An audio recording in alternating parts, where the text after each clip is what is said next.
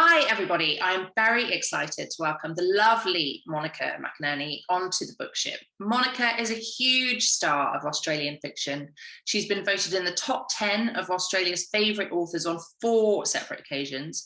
She's the author of tons of best-selling books, including The House of Memories, The Trip of a Lifetime, Family Baggage, Lola's Secret, and her most recent, The Godmothers, which I am devouring at the moment. This has been a top 10 bestseller in Australia and was also shortlisted for General Fiction Book of the Year. It also spent 10 consecutive weeks in the Irish Times top bestseller lists. And she's also got a children's book, Marcy Gill and the Caravan Park Cat, which is out today. Today, November, hooray.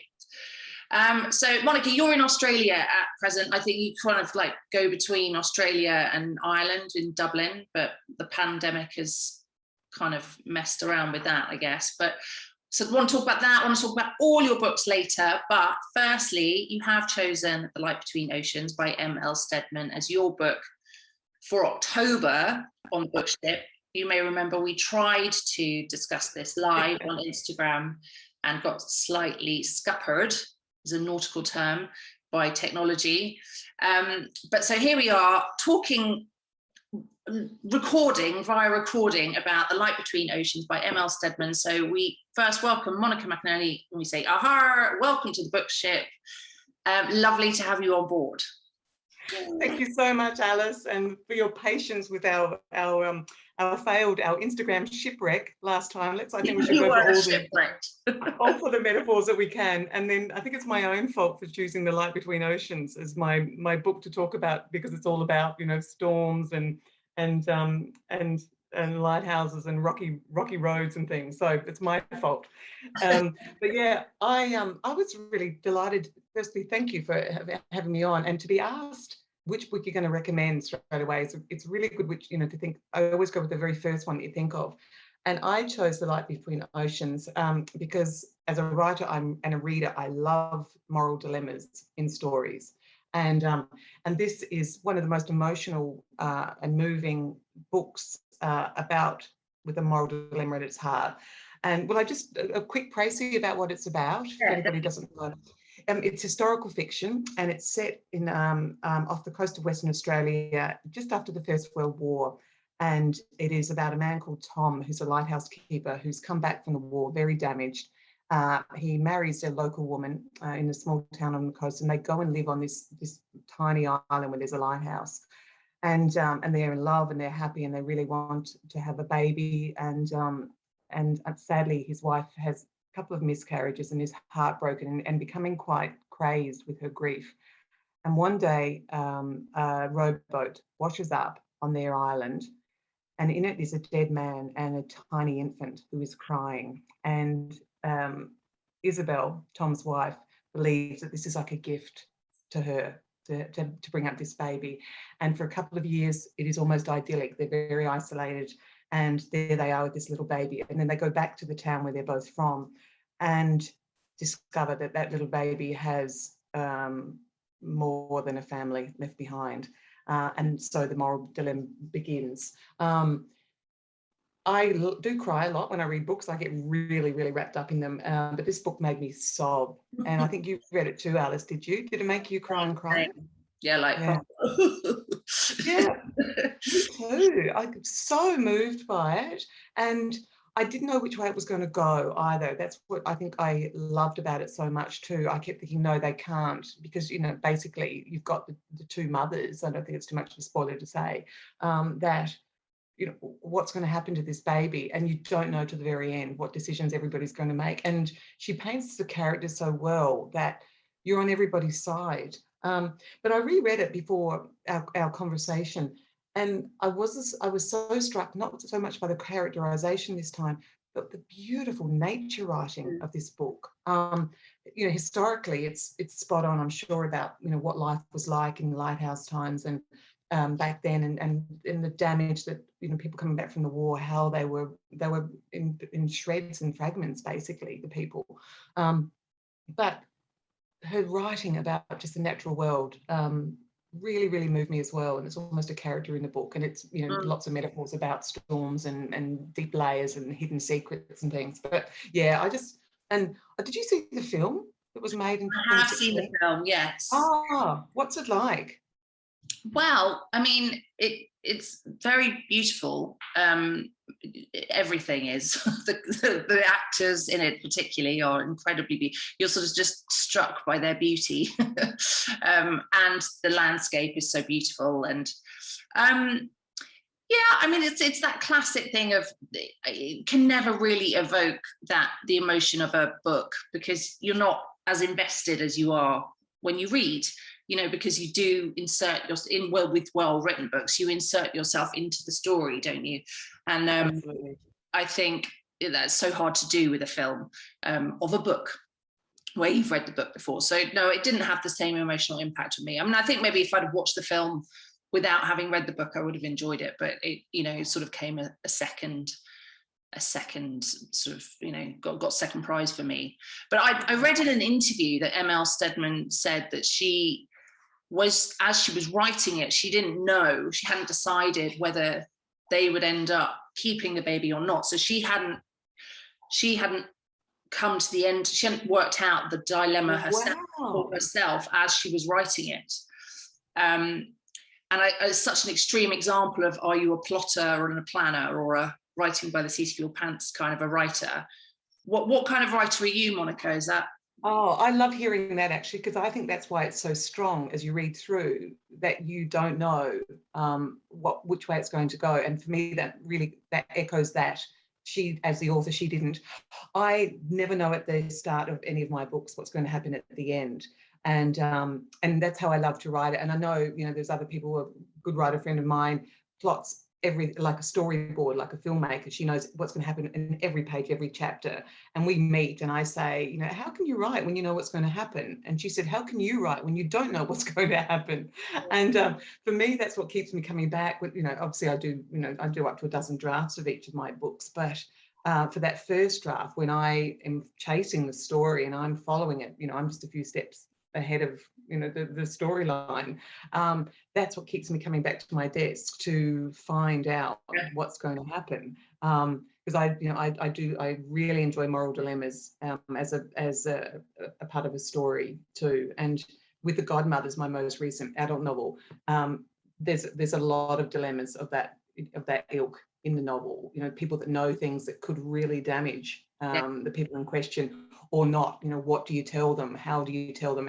And it's great for the reader, because sometimes the reader knows what the characters don't know. You know, I love that as a device too.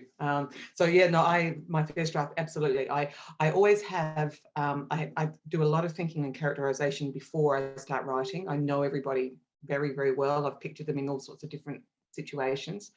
My books are family comedy dramas, so I've invented this whole family. I know who gets on with who and all the different elements of the characters, etc.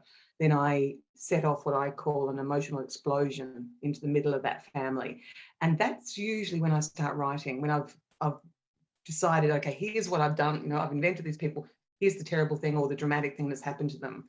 And that's when I come in. And sometimes it might be 10 years after that big event, or sometimes it's just before it's about to happen. I vary that. And then I follow the ripples. That's really interesting. And how do you choose the narrative voice, like who to focus in on? Or do you normally pick several? Usually I like to follow one person through in the main, who I'm going to put through the mill, basically. That, you know, they're looking for something and I'm going to make it really hard for them to get, or they've had something and it's gone and they have to learn to live without it, something like that. But I do like switching around to other viewpoints. I usually write in third person, and it's actually in only one of my books, The House of Memories, that you mentioned earlier, which is a book about a couple coming back from, you know, a very, very, very sad tragedy involving their child.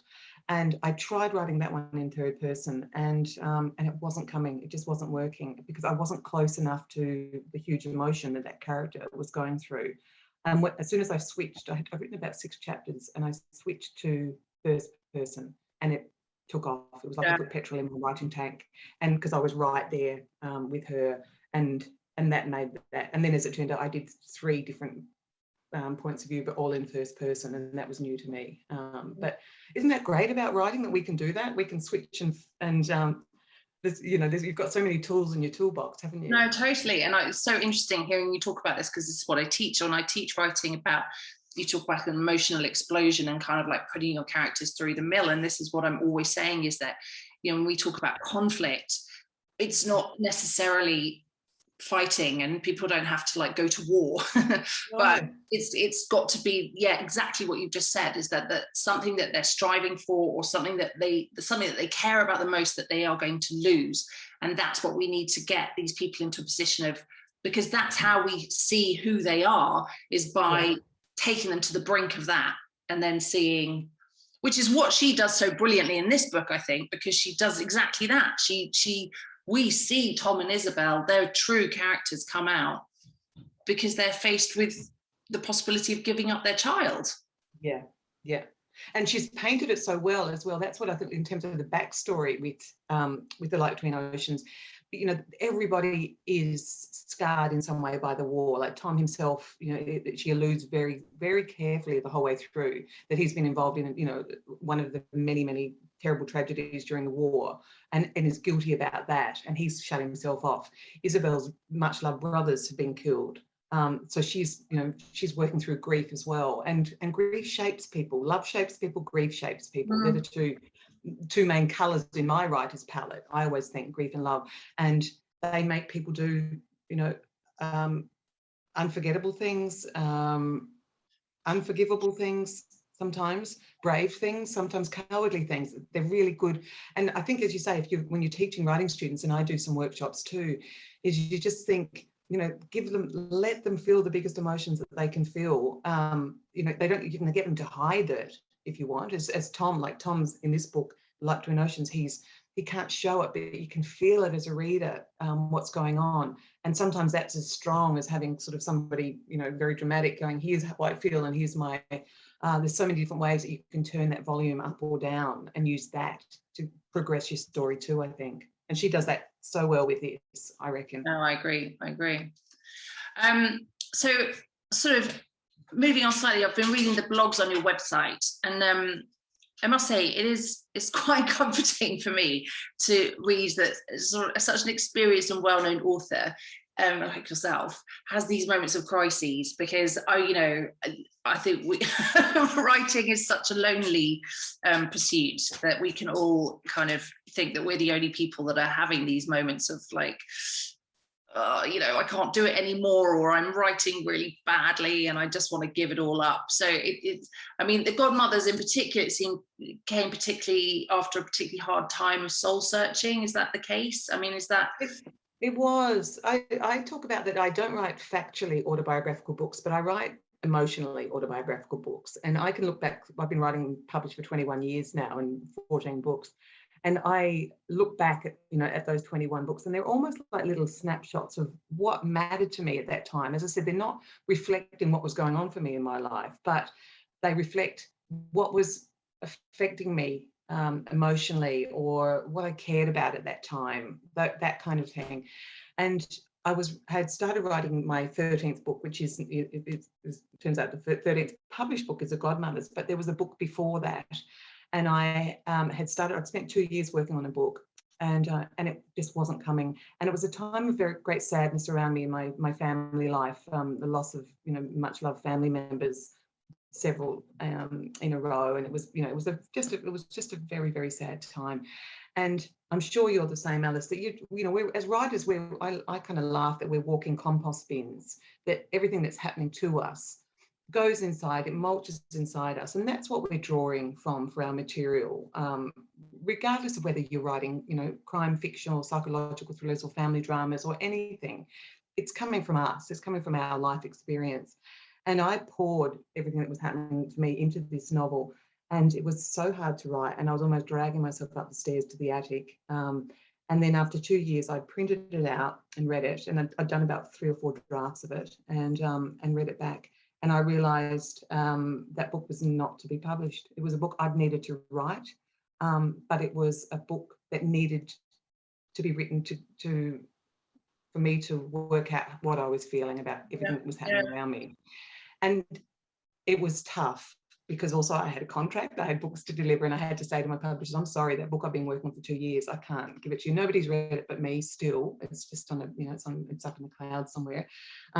But I needed to do it. And it was a really good reminder to me that writing isn't always just the publication. Writing isn't always, because writing, I think it's such a gift that we get to do it, that we get to make sense of our lives in so many ways. The fun of it, the fun of inventing characters and playing God, if you like, moving them around and seeing people brush up against each other. I mean, as you said, with psychological thrillers and crime, as you do, that the way that plays into our fears, and we can look at life in a different way, in lots of different ways through the different genres.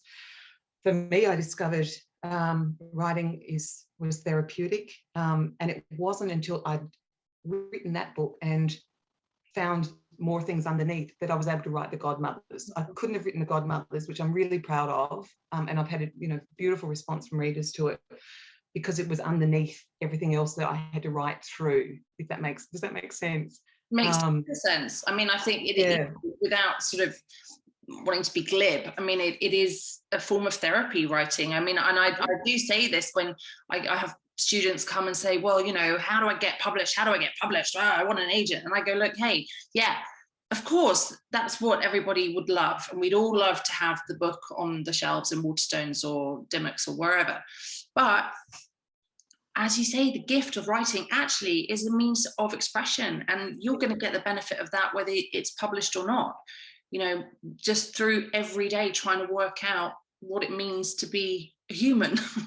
Really, that's exactly it, because you give away a lot of yourself, don't you, in your writing? Like every writer does, I think, because what you're showing about is what you care about the world. Because it takes, I'm not sure if you're a slow writer. I'm a slow writer, so I have to really care about my characters for those 2 years that I'm working with them. And like we were talking about earlier, you put them through the mill in some way, and so you need to care what the impact of that big emotional explosion or the event that you've put them through, or any kind of journey that you're putting through them, or if it's somebody been affected by a crime or a murder or any kind of big event that's life-changing in some way, which every book is about in some way.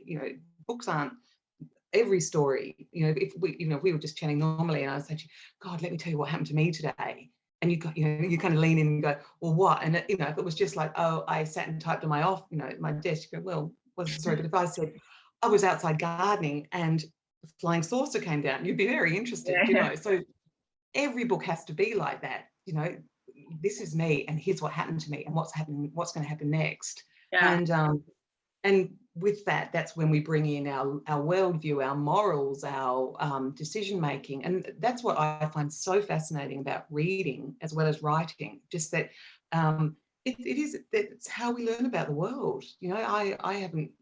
I've been reading a lot of books set in Asia at the moment because I haven't traveled much in Asia, but I feel like I know that.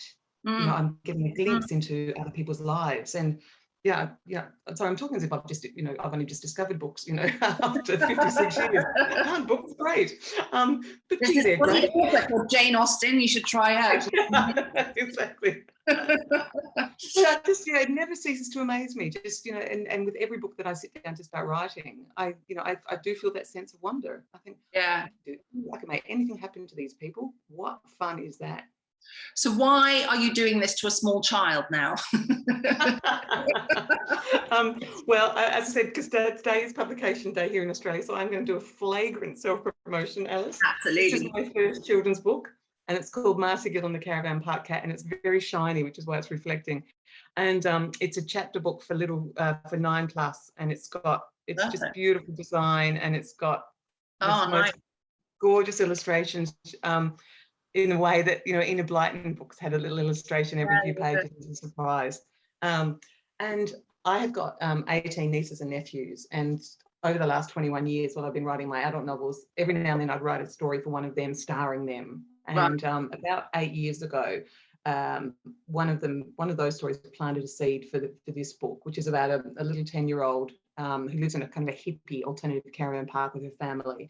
and she's a little earnest child, and she likes to fix everything. So it's through a 10-year-old's eyes. A few problems in her family, a lot of comedy. It's fun. It's a lot of fun. Yeah. But there's some pretty tough things going on for a little kid. And but the great fun about this one was there's magic in it. I was able to bring in basically a magical cat. Amazing. And all I want to do in all my adult novels is just put magic in from now on. Now I know why J.K. Rowling.